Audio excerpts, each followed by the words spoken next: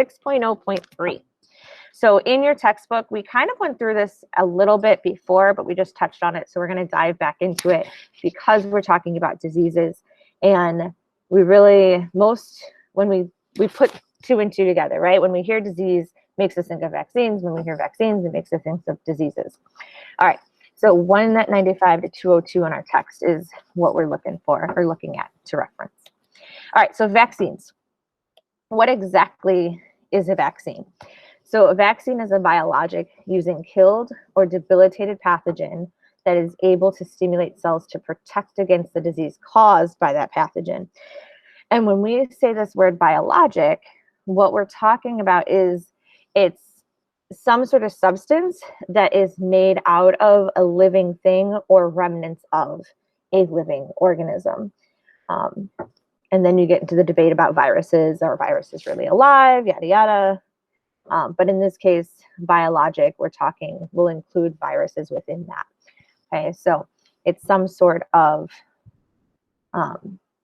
substance that contains a living remnant. Here we have, this is our feline. So it lets you know the type of vaccine that they get and the sequence in which they get it. And then there's your the feline and then the canine as well. So we do have to give multiple boosters for some vaccines. And again, that's so we can slowly trigger that immune response. We don't want to cause a severe reaction with the first dose that we get. And you guys will find and hear now that like the COVID shot, right? Are you getting 1 COVID vaccine? Are you getting 2? Some people have a severe reaction with it. Some people don't. And they're finding that if you just had COVID and you get the vaccine, that you actually have a higher chance of having a reaction. And that's because you still have some of the antibodies in your system. So kind of overloads or overstimulates your immune response. All right, so how it works. So the vaccine is going to trigger your immune response to make antibodies. So we read about these the other day. And these antibodies are going to protect us from those disease-causing organisms in the future. So we pretty much fake out, right? We put something in the body and it starts to stimulate those cells, those lymphocytes, those phagocytes, right? And then it creates those antibodies that we talked about in the notes the other day. So once that is tricked, then I produce these antibodies. And the antibodies are my little infantry proteins. And then my proteins, the next time they see this pathogen come into the body, they're like, oh, I recognize you. You're bad. I'm going to go get you. And then they stop whatever, like they stop that pathogen from being able to spread and replicate within your body. Okay. And then we have antigens. So within our pathogen, there's these antigens or these agents or substance that stimulates the actual immune response. So think about when that virus comes in to the system, it's not just the virus, but it's the antigens that are associated with the virus that then trigger that response. And if you've got any questions, by all means, you can ask or write them down, and then we can talk about them for your exit ticket. So we have 3 different tiers of vaccines. We have killed vaccines, we have modified live vaccines, and we have recombinant vaccines. So we have killed vaccines. So killed vaccines, rabies virus is an example of a killed vaccine. And what we're talking about is that bacteria or the virus is killed in a lab, and then it's administered to elicit or cause that immune response. So when you have that rabies vaccine, we've actually taken that virus and we've destroyed it to a level that it's not able to replicate. So that rabies virus has been altered in such a manner that it's not going to infect the animal, but it will stimulate a response to start creating those antibodies. You do need more of the antigen piece, which is going to be what causes that stimulus, right? And so they are a little bit more expensive because you don't have,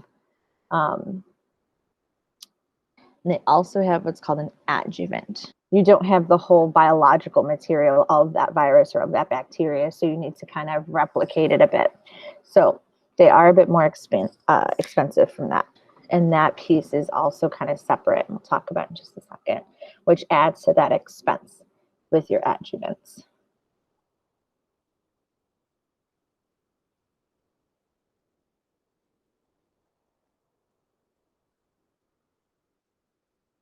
Ready?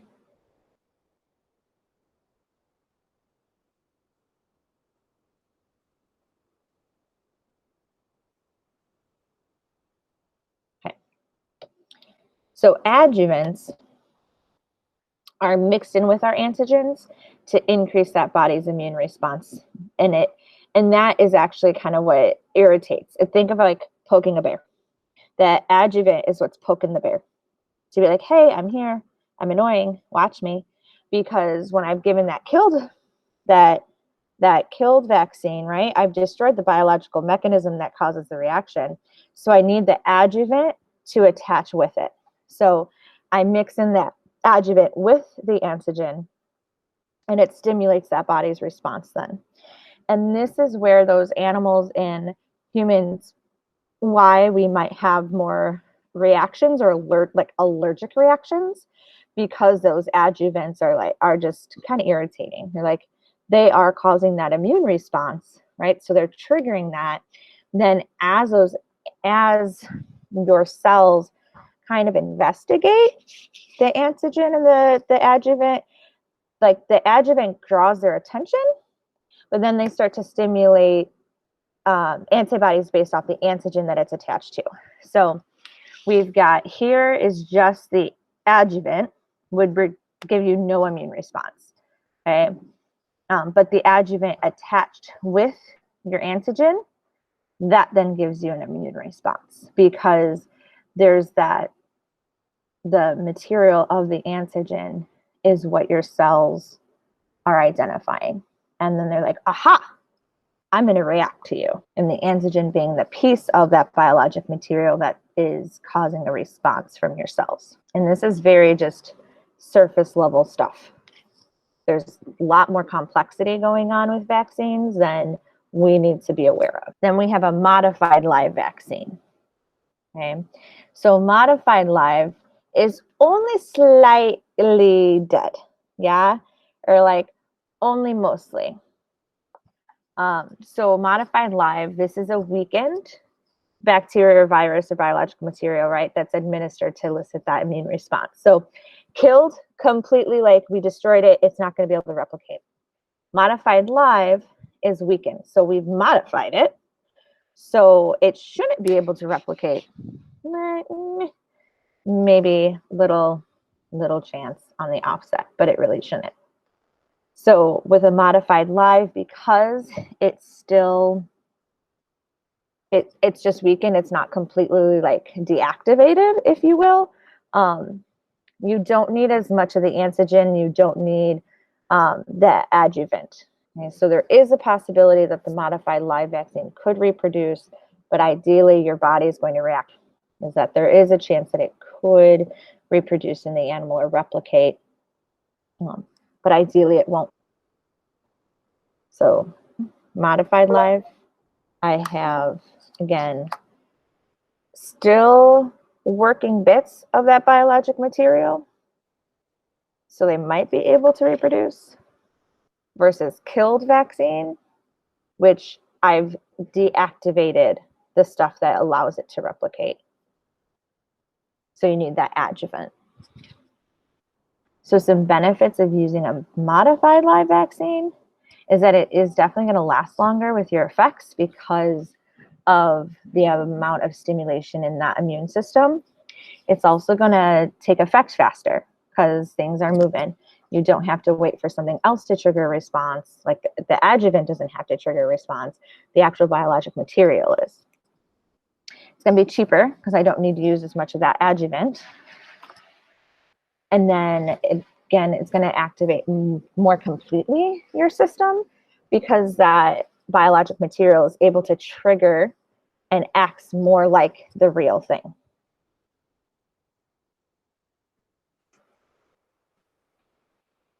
So the killed, it's like you're just putting in, here's a blueprint for what rabies looks like. and a whole bunch of adjuvant on it to poke the bear to stimulate a response versus modified live. Here's your thing. We've just modified some of its processes so it's not going to take over your system. So it'll be easier for your system to attack. And again, definitely ask questions in the exit ticket. All right, so risks. We kind of touched on this a little bit. So it can revert back to its infectious state and actually cause the sickness. So there is a chance that you can revert because you haven't killed it, right? You haven't deactivated it completely. You've just kind of gone in and hit some switches, okay? Animals, you may cause abortions in pregnant animals because that immune response might be so heightened, right? And then the animal's like, oh, I have a disease, abort fetus. So it's very common in animals, in mammals, for sicknesses of the female to cause natural abortions.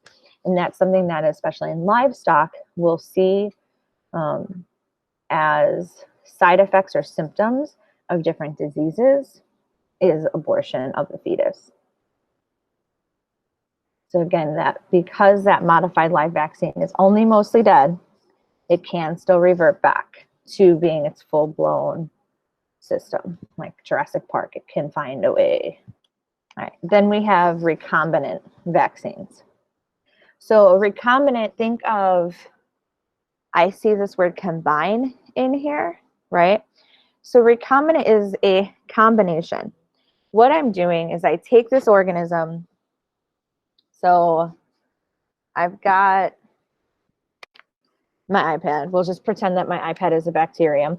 This is just a normal, non-harmful bacteria. But what I'm going to do is I'm going to come over here, and here's my rabies, here's my disease, and I'm going to attach it. I'm going to put my DNA for the pathogen I'm trying to prevent against into the non-harmful bacteria, and then I'm going to send it on its way into the patient. So recombinant is a live non-pathogenic organism that's inserted with the genes from the pathogenic one, okay?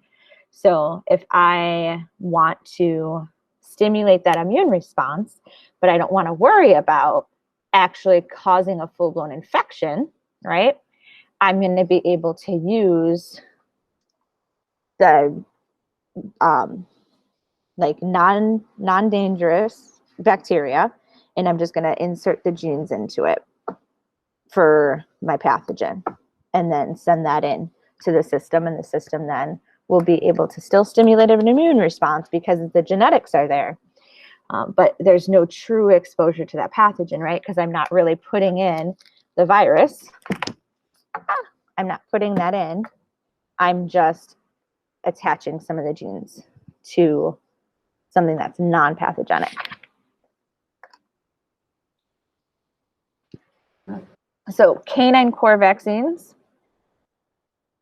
So core vaccines are these things that we absolutely want to vaccinate our dogs for, or our cats, because there's such either a disastrous effect if the animal gets the infection, or just a higher risk of exposure. So we have the DHPP vaccine. Within this one vaccine, we have a vaccine for distemper, hepatitis, parainfluenza, and parvovirus. So that will be all within that DHPP. So all 4 of these diseases have a vaccine that are core, that are highly recommended and should be given. Hepatitis is a type of adenovirus. And then rabies as well. Okay, so we have 5 different diseases that we vaccinate for canines. And here's an image for you again, at which weeks should we be giving particular vaccines. So here's that DHPP, which is this, includes all 4 of those. And you will need to know the difference between the core vaccines and the non-core vaccines for your assessment. And then we have non-core canine vaccines. So there's 4 non-core vaccines that we look at. So leptospirosis, we often do give a leptospirosis vaccine anyway, just because there is such a zoonotic potential with it. Your raccoons have it. It's passed through urine. So if your animal's outside drinking out of a puddle, or even rubbing up on some stuff, there is a chance of it getting leptospirosis. So we do often vaccinate against that. Bordetella, if you are socializing your animals, so those of you that board or bring your animal to puppy classes or daycare, or even go to dog parks, you should really have it vaccinated for Bordetella. Bordetella brown septica is kennel cough, so they can, again, contract that. It is infectious. Lyme disease really depends on the lifestyle of your animal. So if you have an animal that you're going to go hunting with, hiking with, nature walks, again, dog parks that are in prairies, where there's a chance that there's exposure to ticks, that's when you want to vaccinate for Lyme disease, because that is something that they can get from ticks.